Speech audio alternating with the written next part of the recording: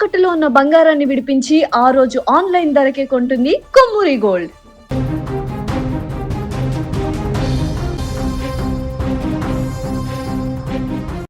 ప్రపంచం ఇంకా కరోనా మిగిల్చిన గాయాల నుంచే పూర్తిగా కోలుకోలేదు. అప్పుడే మరో ప్రాణాంతక మహమ్మారి ఆఫ్రికా ఖండాన్ని వణికిస్తోంది. అదే ఎబోలా వైరస్.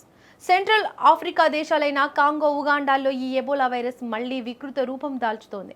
తాజా సమాచారం ప్రకారం ఈ వైరస్ బారిన పడి ఇప్పటికే దాదాపుగా 120 మంది ప్రాణాలు కోల్పోయారు. మరో 390 మందికి పైగా అనుమానిత కేసులు నమోదయ్యాయి. పరిస్థితి తీవ్రత ఎంతలా ఉందంటే ఆఫ్రికాలో పర్యటించిన ఒక అమెరికన్ పౌరుడికి కూడా ఈ వైరస్ సోకడంతో అమెరికా అప్రమత్తమైంది. ఆయా దేశాల నుంచి వచ్చే ప్రయాణికులపై కఠిన ఆంక్షలు విధించింది. ఇక మరోవైపు ప్రపంచ ఆరోగ్య సంస్థ WHO ఊటావుటిన 3 ప్రత్యేక చికిత్సా కేంద్రాలను ఏర్పాటు చేసి నిపుణుల బృందాలను రంగంలోకి దించింది. అసలు ప్రపంచ దేశాలను ఇంతలా భయపెడుతున్న ఈ ఎబోలా వైరస్ ఎక్కడిది? ఇది ఎందుకు అంత డేంజర్? చూద్దాం. ఎబోలా అనేది ఈనాటి వైరస్ కాదు. ఇది మొదటిసారిగా 1976లో ఆఫ్రికాలో వెలుగు చూసింది. డెమోక్రటిక్ రిపబ్లిక్ ఆఫ్ కాంగోలోని ఎబోలా అనే నదికి సమీపంలో ఉన్న ఒక చిన్న గ్రామంలో ఈ వ్యాధిని తొలిసారిగా గుర్తించారు.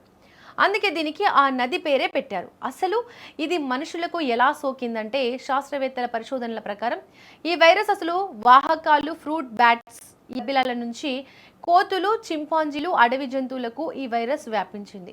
ఆ జంతువుల మాంసాన్ని సరిగా ఉడికించకుండా తినడం వల్ల లేదా రక్తంతో ప్రత్యక్ష సంబంధం ఏర్పడడం వల్ల ఇది మొదటిసారిగా మనుషుల్లోకి ప్రవేశించింది. అప్పటి నుంచి ఇప్పటి వరకు ఆఫ్రికాలో ఎబోలా విజృంభించడం, వందలాది మంది ప్రాణాలు కోల్పోవడం పలుమార్లు జరుగుతూనే ఉంది. ఎబోలా పేరు వింటేనే వైద్య ప్రపంచం ఎందుకు వణికిపోతుందో తెలుసా? దాని మరణాల రేటు. సాధారణంగా ఏదైనా వైరస్ సోకితే 1 లేదా 2% మంది చనిపోతారు. కానీ ఎబోలా సోకితే ఏకంగా 50 నుంచి 90% మంది చనిపోయే ప్రమాదం ఉంది.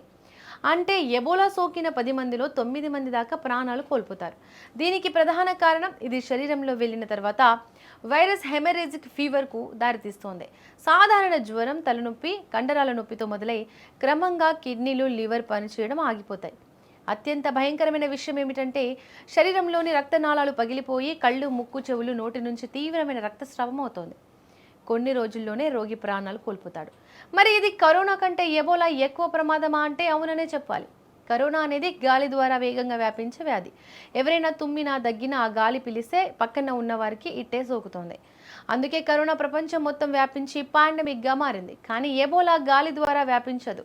ఎబోలా సోకిన రోగి రక్తం, లాలాజలం, చెమట లాంటి శరీర ద్రవాలను నేరుగా తాకితేనే ఎదుటి వారికి సోకుతోంది. వ్యాప్తి చెందే వేగం పరంగా చూస్తే కరోనాతో పోలిస్తే ఎబోలా చాలా తక్కువ. కానీ ప్రాణాలు తీసే విషయంలో మాత్రం కరోనా కంటే ఎబోలా 100 రెట్లు డేంజర్. కరోనా సోకిన వారిలో మరణాల రేటు కేవలం 1 నుంచి 2% లోపే ఉంటే ఎబోలా మరణాల రేటు 90% వరకు ఉంటుంది. అదృష్టవశాత్తు ఇది గాలి ద్వారా వ్యాపించదు కాబట్టి ప్రపంచమంతా పాకడానికి ఎక్కువ సమయం పడుతుంది. సరైన ఐసోలేషన్ పాటిస్తే దీన్ని కట్టడి చేయవచ్చు. ప్రస్తుతానికి ఎబోలాకి కొన్ని వ్యాక్సిన్లు అందుబాటులో ఉన్నా అవి ఏ మేరకు పూర్తిగా రక్షిస్తాయనేది ఇంకా పరిశోధనల దశలోనే ఉంది. కాంగో, ఉగాండా లాంటి దేశాల్లో సరైన వైద్య సదుపాయాలు లేకపోవడం వల్లే ఈ వైరస్ పదే పదే విజృంభిస్తోంది. అగ్రరాజ్యాల ముందు జాగ్రత్తగా ప్రయాణాలపై ఆంక్షలు విధించడం మంచి పరిణామమే.